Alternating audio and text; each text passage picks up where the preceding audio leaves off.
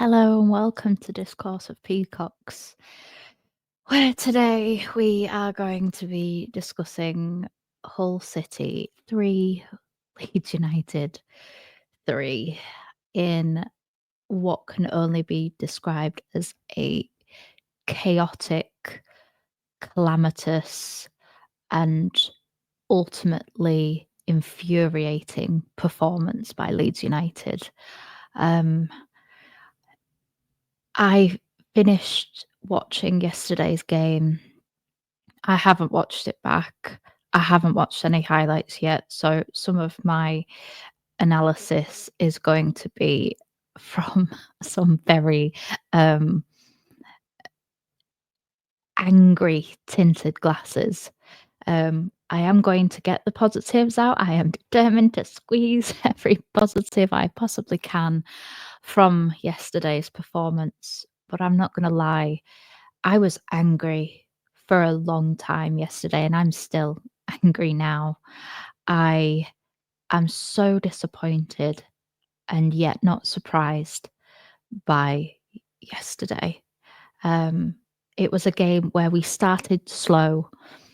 We conceded a very, very sloppy but good goal for Hull. And we then spent the next 10 minutes looking like we were about to get right back in it, and we didn't. And the second half, for the first 20 minutes of the second half, it was probably some of the best football that I've seen us play this season. We saw every part of Leeds United yesterday, the good, the bad, and the downright ugly.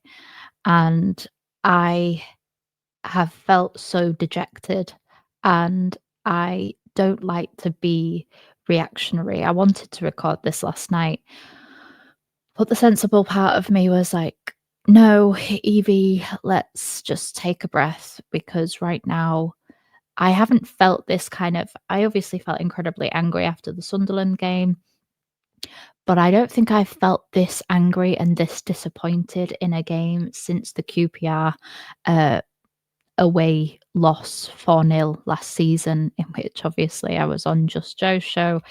Very, very emotional, visibly. And I didn't want to do, because this channel is fairly, I like to think, calm and reasonable and level-headed. And yesterday, that wouldn't have been the case. I felt very angry, and I still feel very angry. So I apologize. This will probably be a long review, because I know I've been trying to get them a little shorter, but my emotions are going to come out in this recording. So get a cup of tea, maybe get some snacks. Let's all have a good comfort food session, and we will get into Hull City versus Leeds United, the good. I have made so many notes on this game yesterday. Obviously, the good section, unfortunately, is smaller than it would have been. Either that or just the negative is much worse than it should have been. Solomon was probably our only good player in the first half. I thought he had continued his form from the Blackburn game. He was the only one who was determined to try and make something work in that first half. I thought the rest of our attacking kind of output just looked tired and kind of devoid of ideas. Pirro was frustrating because he wasn't where Solomon needed him to be. But I was gutted that none of his attacks resulted in a goal, because I think Solomon genuinely deserved a kind of a recordable statistic other than just the eye test for how good that he was yesterday, because I don't think he got any of the assists yesterday. This is how little I have actually paid attention and how angry I am, is that usually I will come on and tell you exactly who got assist and goal.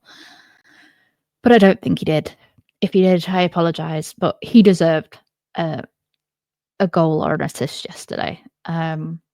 Obviously, um, Tanaka got his first Leeds United goal after Daniel Farke clearly went through them at half time, because the second half, we came out like a completely different team for those first 20-25 minutes of the second half. We were Leeds United at our very best, and we shot outside of the box. Literally, in just my last stream, I said how annoying it was that we weren't shooting from outside of the box, and how we have to walk the ball into the net. And it makes it very easy for low block teams, which, to be fair to Hull, they weren't a low block team. They actually came to play football, which was quite refreshing. But we shot from outside of the box. It was a fantastic goal. And I feel sorry for Tanaka because of the fact that this game will never be remembered for Tanaka's goal. Obviously, we'll get on to why it will be remembered later on, but it's taken the joy away from that. You know, this is the first goal that our midfield has scored since we were in the Premier League, because of the fact that I'm talking about league games, because yes, Gruev scored, but it wasn't in a league game. It was in a playoff game. So that's different. It doesn't count as a league game. This is our first goal from midfield since Daniel Farke has been manager. This is our first goal from midfield in the Championship in a league game.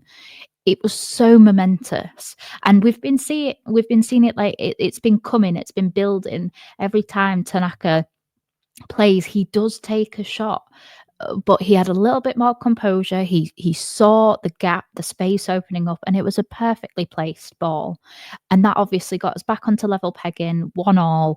Let's go. The momentum completely switched, and we were just dominant, which is what we've been used to, and which was what was so worrying for the second 25 minutes of the first half and the second half, really. Obviously, Dan James then puts us in the lead with a goal. He probably should have had a couple.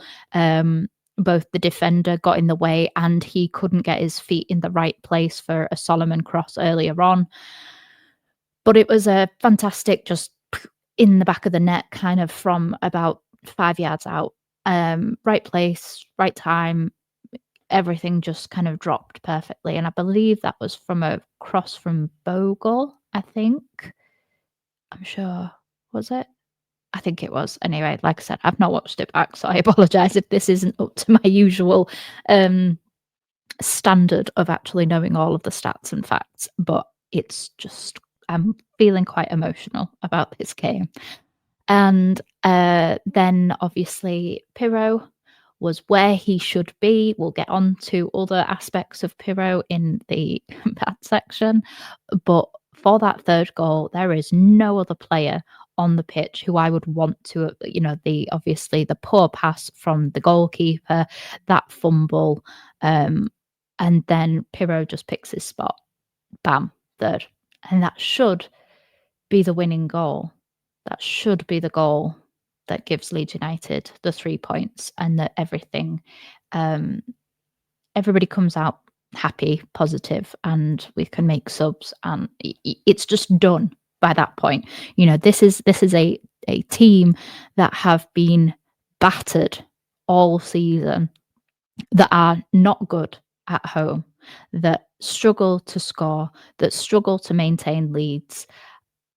And yeah, that should have been it.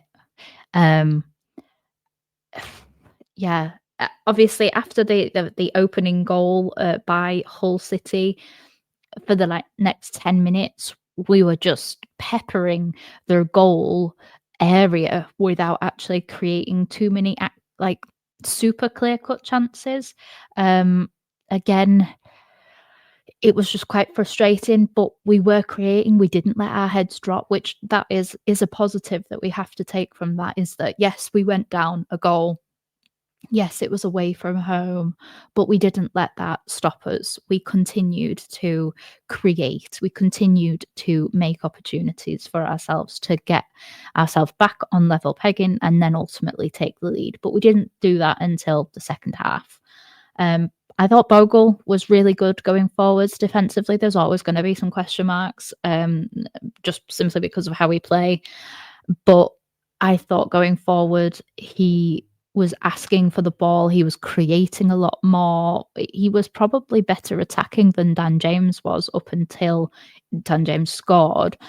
I thought Bogle just looked better because Dan James was doing this thing where he was cutting in, which isn't usually what Dan James does. He usually goes on the overlaps with Bogle. So I don't know.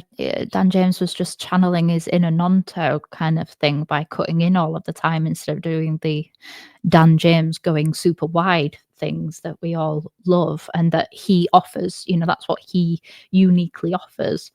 But yeah, I thought Bogle was probably our best attacking player other than Solomon, even though obviously he's a right back. Right, let's go on to the bad. Obviously, there's no surprises that there's quite a few negative things. So again, you might want to pause it, go get a cup of tea, go get into some comfy clothes and get ready. I thought Dan James looked really tired. He wasn't at his best, and that's following on from the Blackburn performance as well. And that's nothing, again, I can be critical of players that I like. I personally would have started probably Ramazani today or Nonto. I know Nonto didn't do a great deal to warrant the start, but I just don't want the Dan James burnout. He's so important to us. And Nonto should still be good enough against Hull to start and work himself into a bit of good form. Some players just need that time if they've gone off the boil. He hasn't necessarily been super poor, he just hasn't been good, if that makes sense. I personally just tactically wise, I would have started Nonto and have Dan James coming on to add energy at kind of the 60th minute. I know obviously he scored the second goal, but there's still plenty of time at 60 minutes for Dan James to make an impact. So I don't think necessarily that goal was only Dan James could have scored that goal. I think most of our wingers could have scored that second goal. Pirro, sorry, just going back to Dan James, I thought he was poor in the first half. Obviously, the first 20-25 minutes of the second half, he's instrumental in the goal and other chances that we have. But then again, after the goal and after kind of the third goal, especially, he goes off the boil. We lose a lot. And one of the things that I always say about Dan James is he is really good defensively, and I don't think he was good defensively. I don't think anybody, in fairness, was great defensively yesterday, but I think that is one of Dan James's strengths, and he didn't demonstrate that yesterday, which is disappointing. But for me, he's tired, and to protect your players, you have to rotate, and he needed to be substituted after the third goal. Obviously, that didn't happen. Pirro, I made reference to the fact that we'd be talking about him in the bad section. Pirro, for me, was really frustrating yesterday because obviously he got that third goal. He got the goal that should have been the ultimate tick. We've got the 3 points goal. But Pirro's touches outside of the box are so poor. He loses the ball so much. And then it's not like when Aronson loses the ball, he then is quick to get it back. So for as much as he's frustrating by losing the ball, he doesn't give up, and he's intelligent enough and like niggly enough to get that. Pirro isn't. Pirro's quite a clumsy player outside of the box, which when you consider how composed and together and calm and just fucking horizontal Pirro is inside of the box, outside, he's just got like trampoline feet. I don't like him outside of the box. And I know part of his game is the fact that he comes, collects the ball and links it up. When it works, but it works a very small amount of the time. And the majority of the time outside of the box, he is more of a hindrance than he is a help. So yeah, and he demonstrated that for me yesterday. He was not great. Verba looked slow. I understand that obviously Sam Byram wasn't fit enough to start, but Verba just looked slow. For me, he obviously lost his man for the first goal. There's so many things that, Melee's positioning for the first goal wasn't great, but I still think that Max Verber was mainly to blame for that actual chance. Maybe not the save, but he certainly was to blame for the chance in the first place. Yeah, he just again, the problem is he actually looked fairly good and he found himself in some number 9 positions at times in the box, but he was making the wrong choices. He was trying to shoot when there was 3 or 4 other Leeds players that if he'd have just cut it back and done it down, like drilled it low and fast, the chances are it's an own goal. If one of our players don't get on it, then a defender does, running back towards their own goal. So he was just making the wrong decisions, and then he was also slow to get back to defend. So yeah, he wasn't great. Rothwell and Tanaka didn't look like the dynamic duo that we have all come to love and rely upon. Other than his goal, I didn't think Tanaka was fantastic, and I didn't think Rothwell was either. I think that we missed Ampadu in that midfield. With either one of them, I wouldn't have been that fussy. Obviously, Tanaka got the goal, and so in that kind of respect, you would have had Ampadu and Tanaka. But yeah, I don't think they were fantastic, just my opinion. Our defense looked shaky pretty much the 90 minutes or 90 whatever minutes we played in the end. We didn't look great. We looked back to the end of last season / Premier League type shaky. Nobody had trust in one another. There was some dodgy back passes to Meslier, which both sold him short, and there was no kind of, I think it was a header from Ampadu, which was a poor header, and then kind of Bogle came to get it because Meslier had been told not to come and get it, but the Hull City player was coming towards it. That could have ended up in being a goal for them. I think we were quite lucky in the first half to have only gone in 1-0 down, considering we missed all of our chances to equalise. They should have scored one at the back post. I have no idea how he missed it, in all honesty. Yeah, we just didn't look great. The ground, I'm not blaming the result on the ground, but I was concerned because that ground looked very similar to Sunderland. I said it to my husband before we even conceded the first goal. I'm really anxious about this game. I don't know what it is, but the passing for just even the first 2 minutes before we conceded, I said, this game feels like a Sunderland game.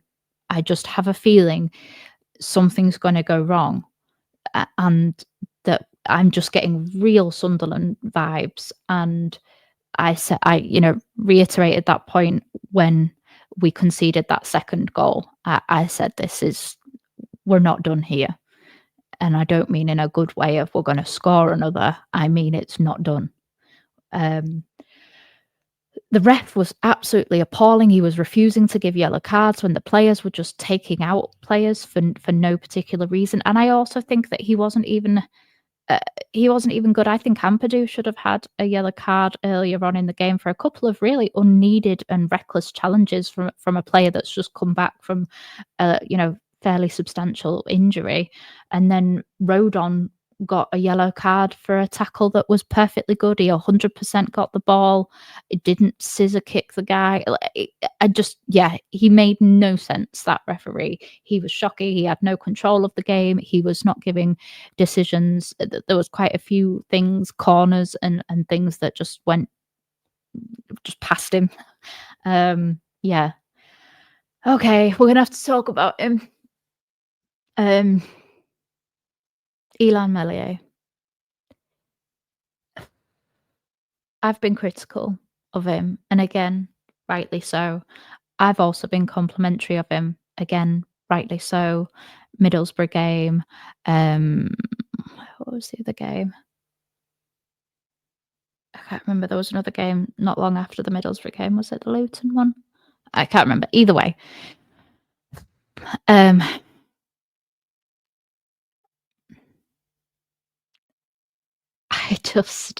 I don't know what more that we can do.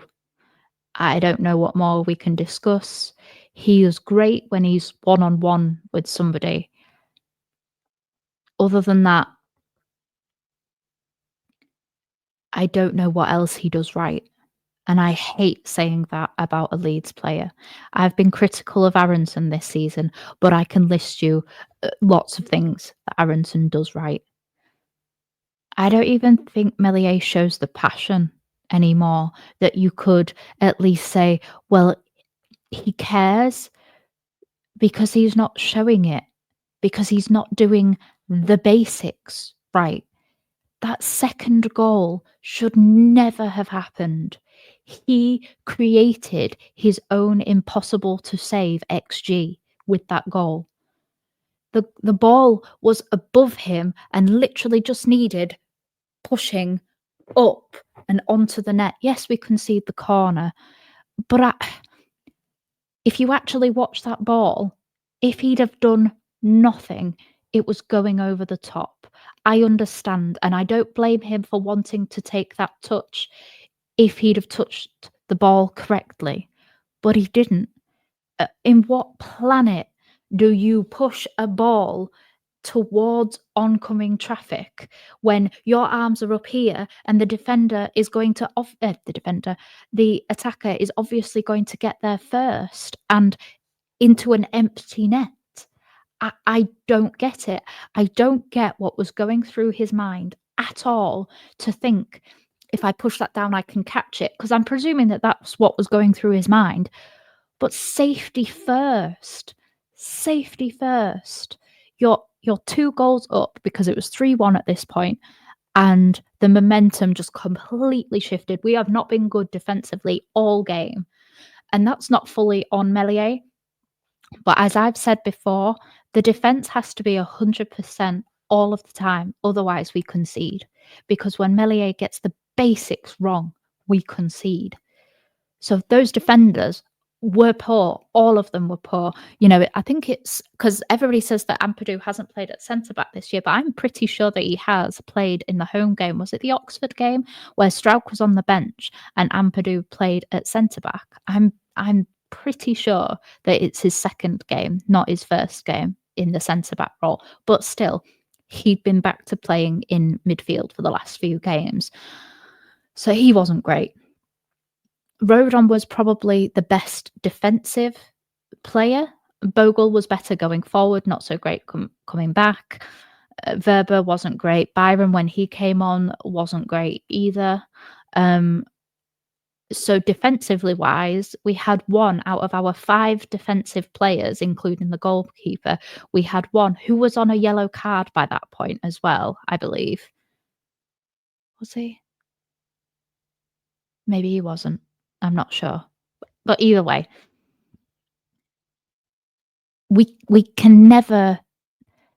Meslier hasn't saved us in any games. The only game that he this season that I can think that it's potentially swings a different direction is that Middlesbrough game where he did save us.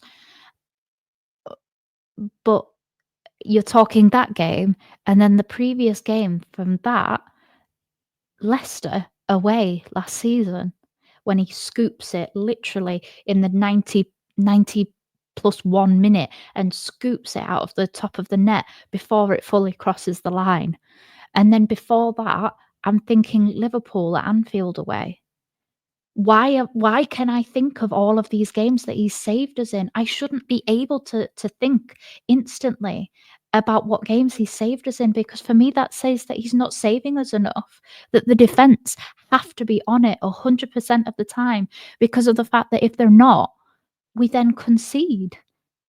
How can the fact that he's in is he what 19th now in terms of like XG against, and how many goals he's conceded that he shouldn't have conceded according to XG?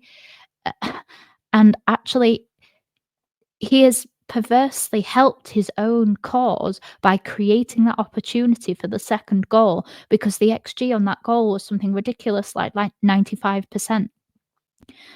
But that was on him. He created his own impossible XG to save.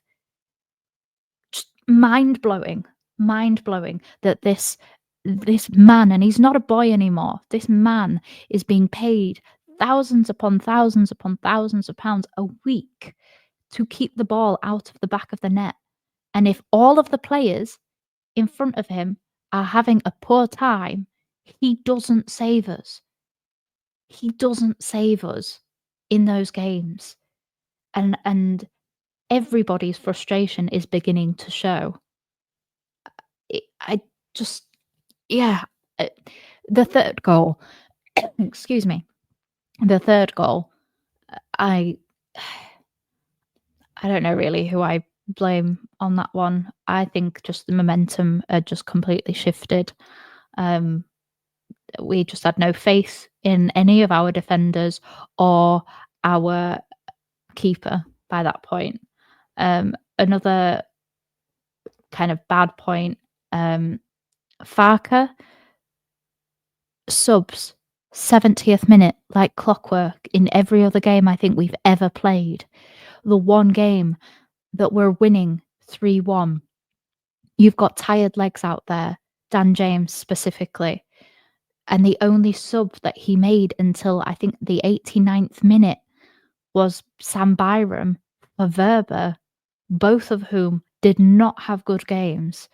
And you've got Dan James, who isn't doing his defensive work because he's absolutely shot. He's just so exhausted. And playing other than his goal, he wasn't playing well. And that pains me to say, but he wasn't. For me, that's poor man management. That's poor game management. And I'm very complimentary and I'm not reactionary and I'm not fark out, but I can be critical and I will be critical of anybody who plays or is involved with Leeds United because that's how much I care. Yeah, let's move on to the anger because a lot of these do spill over. So we've got the good, the bad, and the anger this week, and there is a lot of anger. I know that we're at 27 minutes and I've still got a full section to go. So I'm going to try my best to get through these as quick as possible. No one has any trust in Millie anymore. Rodon clearly doesn't. Firpo with the Sunderland went storming down the tunnel at the end. All of these things create this animosity, and we remember what it was like when nobody liked one another in the last part of the relegation season in the Premier League. We don't want that again. We need that togetherness. I've been so complimentary this season about how together we are as a team. We don't need anybody ruining that. And when the defense have no faith whatsoever in the goalkeeper, that just creates animosity. And then it creates other people making mistakes because of the fact that they don't trust the goalkeeper. So they end up making rash decisions because they don't want the ball to get to the goalkeeper. So they go two-footed in on a challenge. They get that second yellow. They get a straight red. Things start to crumble. We don't want Leeds to fall apart, and we don't want to give anybody the opportunity to sing Leeds are falling apart again at us. We want to be able to sing it ironically. We don't need anybody else to sing it at us because of the fact that we're failing and we're fluffing our lines. We don't need that. Farker could lose his job if he sticks with Meslier, because if he doesn't get us promoted this season, for me, Farker's gone because he's failed. Regardless of how close we get to going up, if we do not get promoted this season, Farker has to go. I don't want him gone because I like the man. And I think right now we are still top of the league. Even with 4 points dropped in the last 2 games, we are still top of the league on goal difference and a point. So if we just win our next game, like Burnley and Sheffield are still going to have mess ups. We still have to play both of them twice. So that could be another 6 points that we could gain on them. So I would be more concerned had we played both of them twice already. But we still have to play them. Burnley aren't good at home. Sheffield United are struggling with players, and the fact that they've actually now conceded goals and lost points at home. You know, we have to pounce on those opportunities when we get them. But if Barker insists on sticking with the best goalkeeper in the championship, I say that ironically, then he could lose his job because Meslier has already this season cost us 6 points. Sunderland, Blackburn, and then against Hull. And that's 6 points minimum. You could argue 8 or 10. You go back to Portsmouth, you go back to Burnley. There are so many opportunities where Meslier has the potential for being blamed, where I think you cannot argue against those 6 points, which would have us 7 points clear at the top of the table.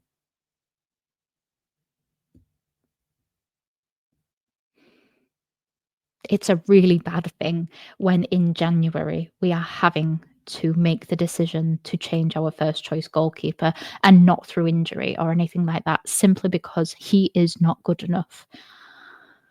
I don't think Darlow's great either, but a change is as good right now, and we need change. We need to stop, a bit like the West Brom game at the beginning of the season. We need to stop the bleeding. We need to remove Meslier for his own good as well, because I don't agree with being toxic in terms of having a go on a personal level to the player. At the end of the day, it's his job. He's not doing his job very well, but that doesn't change him. It doesn't make him a bad human being. So anybody that's sending him any sort of hateful messages or anything like that, like we know that previous players like Bamford have received threats and things like that. Anybody doing that is not a Leeds fan. You are not Leeds fans if you think that that is an appropriate way to get your frustration out. I understand venting, but don't DM the man. Don't bully the man. Don't do anything like that. That's just toxic like behavior. There's just no need. So for his own sake and for the promotion run, we have to drop him until Darlow does something ridiculous. Get him out of the spotlight. I hate to admit it, but maybe Big Sam was right. Ugh. um, Obviously, I'm fed up of talking about conversion. I'm sure everybody else is fed up of me talking about it, but there were so many opportunities for us to to level up and to go 2-3 goals ahead in that first half. We had multiple opportunities afterwards as well. We miss so many chances, and Meslier messes up at the back. No questions, no excuses. No, I'm not trying to cover for him at all. I think I've been fairly scathing in this chat today. But our forward line, considering, yes, we've scored the most goals in the league, so we're doing well, but we could be doing better. And if we get up in that first half, if we go up to 2-1 in that first half, I don't think we have the clanger in the second half. I don't think that Meslier feels that pressure to keep things in the second half if we're already coasting. Yeah, let's leave that at that. Have we wasted the festive period by dropping 4 points in 2025 so far? 2 out of 6 isn't great. Yeah. But we're still top. We're still top. Goal difference is still the best. We're still top by a clear point. We win our game against Sheff Wednesday. It has now made that a must win. It's not even a must not lose. It is a must win, in my opinion, because I don't think that Burnley and Sheffield are going to drop too many points. I think Burnley obviously are already recruiting. We need 10 centre back, potentially left back, ideally a number 9. Yeah, but we definitely need centre back and number 10, in my opinion, because I don't want to see I don't want to see Ampadu playing left back or right back, so maybe we need another full back as well if we don't know what's going on with the Firpo conversation. I don't want to leave our promotion chances to players that are already have one leg, one foot, one eye out of the door. I don't want that. I want us to be in the best position, even if we overstock on a small level, just one player. Just give us one extra player in a position, because if he doesn't fancy Schmidt, regardless of what my opinion on that is, we need what we need. And left back is something that we need because, again, Verba doesn't have the pace to play the way that Daniel Farke needs him to play. Yeah, we're still top. Let's hold on to that positivity. Let's beat Harrogate. Let's Darlow get a clean sheet. Let's have him in net for the Chef Wednesday game. Let's batter Chef Wednesday, who have just come into a bit of decent form over the last few weeks. Let's batter them and we'll move on. Please like, comment, subscribe, become a member if you so wish. Let me know your thoughts, feelings on the game. Again, let's not be taking personal swipes at Ilan Meslier.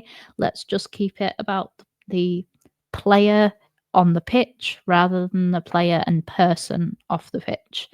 But yeah, please get your thoughts, feelings, frustrations out in the comments below, and I will see you guys in the next one. Bye.